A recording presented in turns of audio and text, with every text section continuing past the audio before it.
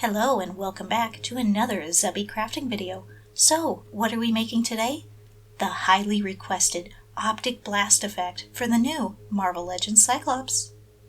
We'll be making a few versions of this effect for good old Cyc, including a simple focused beam Optic Blast, a splatter effect that fits on the end of the beam, and a wide-angled Optic Devastation effect.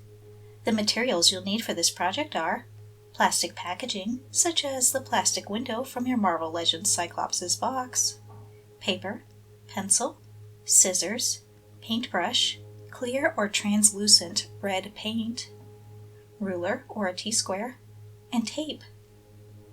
And then some other items that you don't have to have, but I will be using to make the more deluxe versions of the effect are Protractor. Yes, it has a use outside of geometry class. Very little. But still, today is its day to shine. Compass, another geometry class tool, but its circle making capabilities make it a lot more useful around here than its protractor cousin. Testers, clear parts cement. This is my first time working with this stuff and I really like it so far.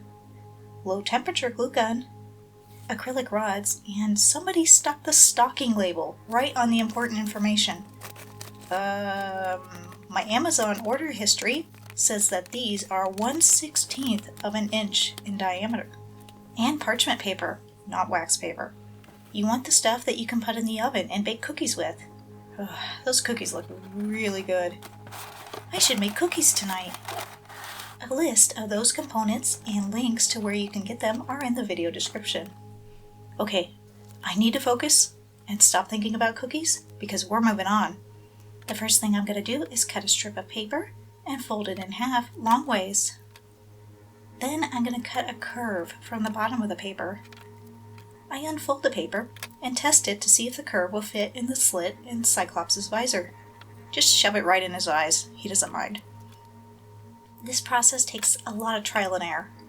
If it doesn't fit, chop off the end of your paper and try again, or modify your curve a bit until you get a nice fit that stretches from the length of the slot in the visor and doesn't have any gaps because it follows the visor's curve. Now figure out how long you want your focused optic beam effect. Keep in mind though that you'll be limited on how long you can make it by what type of clear packaging you have on hand. Then use your ruler or a T-square to draw lines up from the bottom of the curve of your paper straight up and cut out your pattern. Use a bit of tape to secure the paper to the plastic and cut out the beam. You'll need to double check that the curved section that you cut out from the plastic still fits in Cyclops' visor.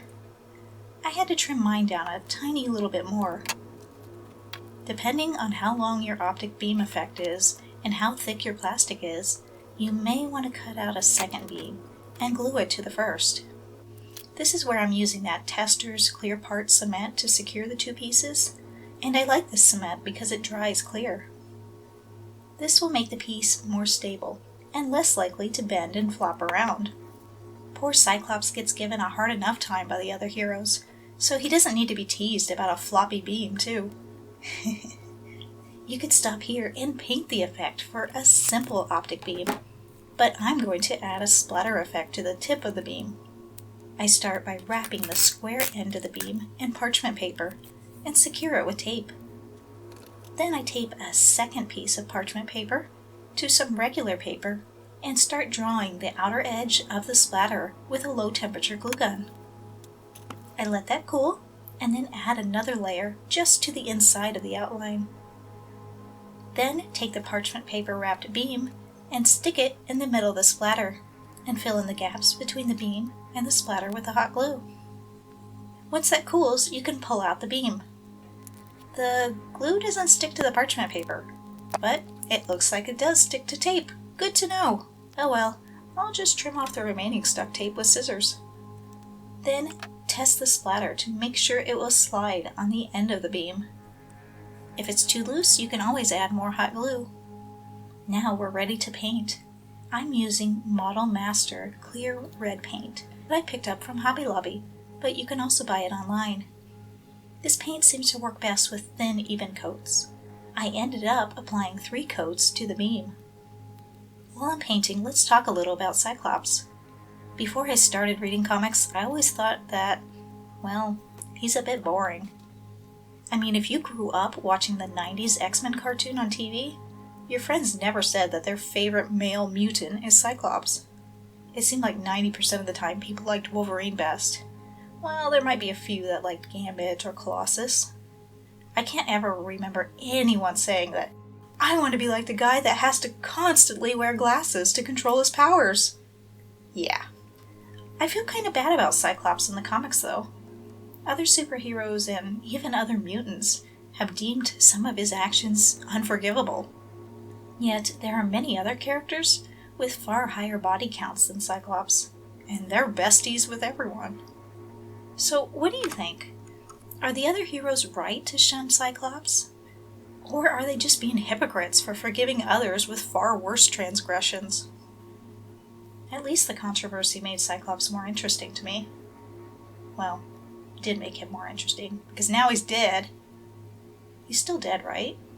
I mean, I know there's a younger version of him running around that I'm not even going to try to explain, but I believe the regular version is still quite dead.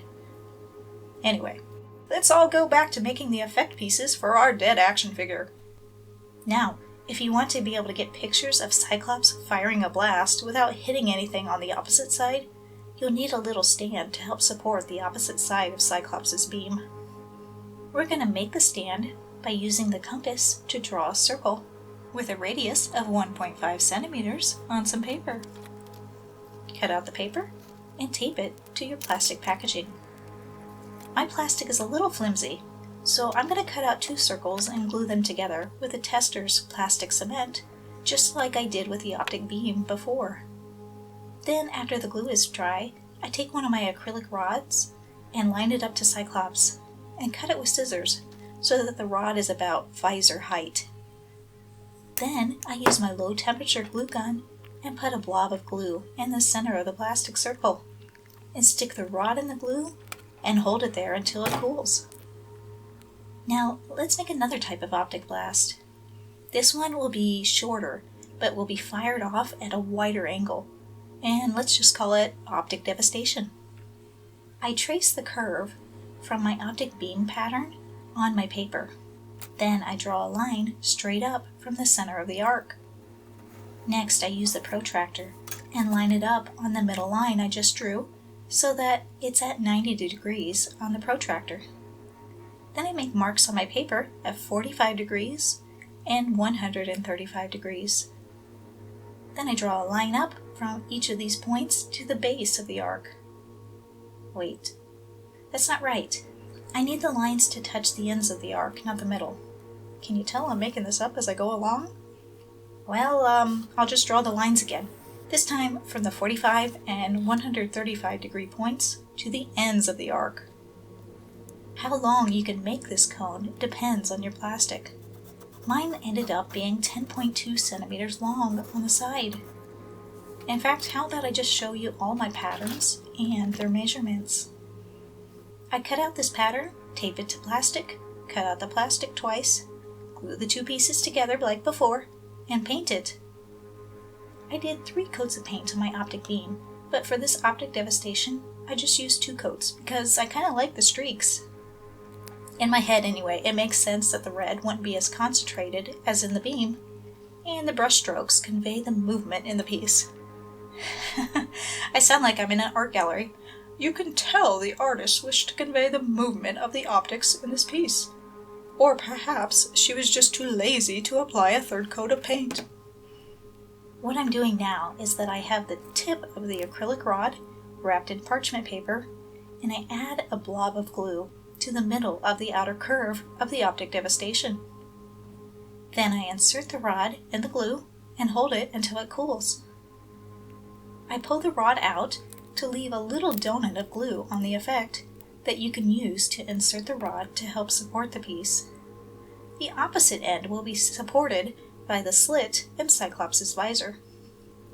You can make a similar donut of glue on the optic beam if you need, but mine balances pretty well on its own for photos. But if you want this for display purposes, go ahead and add the donut. As for the blast splatter effect, I just used a bit of poster mounting wall putty to stick it in place. And that's it for Cyclops. But before you go, I have some viewer photos to share from Jose Calero. He gave my arrows project a try and came up with some very nice looking trick arrows for his Hawkeye. I don't think Hasbro is going to give us any trick arrow accessories anytime soon for Hawkeye, so if you want some awesome arrows like Jose's, check out my How to Make Toy Arrows video for instructions. And if you've given any of my projects a try, I'd love to see your photos too. Just give me a link to them in the comments below, or you could send them to me on a social networking site and indicate if I have your permission to share your photos. And that's it for now, but what are we making in the future? I actually need your help deciding. I've received a ton of requests lately for a Spider-Man web backpack. I'm assuming this is the backpack design you had in mind, but if not, you better speak up. Or we can make a laptop computer. Or I've also been playing around with tiny little glasses with lenses. Aren't they cute? Hopefully in the final version I'll do a better job of making the frames more even, but hey, let me know which one or ones of these you'd like to see first in the comments below, and I'll catch you later.